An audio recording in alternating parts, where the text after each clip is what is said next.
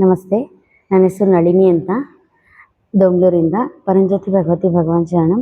ನಾನು ಆರೋಗ್ಯ ದೀಕ್ಷೆಗೆ ಪ್ರತಿ ವಾರ ಬರಬೇಕು ಅಂತ ಸಂಕಲ್ಪ ತಗೊಂಡಿದ್ದೆ. ನನಗೆ ಗೊತ್ತಿಲ್ದಿರ ನನಗೆ ಹೇಗೆ ಲೇಸಿನೆಸ್ ಅನ್ನೋದು ಬರ್ತಿತ್ತು. ಹೋದ ವಾರ ಬರೋಣ ಅಂತ ಅಂದ್ಕೊಂಡಿದ್ದೆ, ಬಟ್ ಆಗಿರಲಿಲ್ಲ. ಆಗ ತುಂಬಾ ಫೀವರ್ ಇತ್ತು.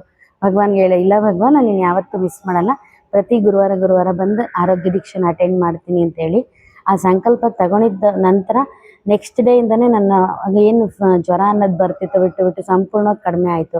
ಅದಾದ ನಂತರ ಇವತ್ತು ಆರೋಗ್ಯ ದೀಕ್ಷೆಯಲ್ಲಿ ಮಲಗಿರುವಾಗ, ಶವಾಸನದಲ್ಲಿ ಮಲಗಿರುವಾಗ ಸೊ ಭಗವಾನ್ ಕ್ಲಿಯರಾಗಿ ತೋರಿಸಿದ್ರು. ಸೊ ಪ್ರತಿಯೊಬ್ಬರಿಗೂ ಪರಂಜ್ಯೋತಿಯಿಂದ ಆರೋಗ್ಯ ಅನ್ನೋ ಒಂದು ಏನಿದೆ ಗೋಲ್ಡನ್ ಒಂದು ಇದರಲ್ಲಿ ಎಲ್ಲರಿಗೂ ಹೋಗಿ ಸೇರ್ತಿದೆ ಅಂತೇಳಿ ಕ್ಲಿಯರಾಗಿ ತೋರಿಸಿದ್ರು.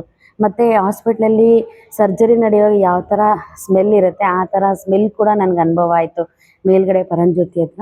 ಸೊ ಆ ಒಂದು ಸ್ಮೆಲ್ಲು ಪ್ಲಸ್ ಇನ್ನೊಂದೇನು ಅಂತಂದರೆ ಜೊತೆಯಲ್ಲಿ ಎಲ್ಲರಿಗೂ ಆ ಒಂದು ಎನರ್ಜಿ ಅನ್ನೋದು, ಅಂದರೆ ಆರೋಗ್ಯ ದೀಕ್ಷೆ ಅನ್ನೋದು ಭಗವಾನ್ ಶ್ರೀಮೂರ್ತಿಯಿಂದ ಮತ್ತು ಪರಂಜ್ಯೋತಿಯಿಂದ ಪ್ರತಿಯೊಬ್ಬರಿಗೂ ಹೋಗ್ತಿರೋದು ಕ್ಲೀನಾಗಿ ಕಾಣಿಸ್ತು.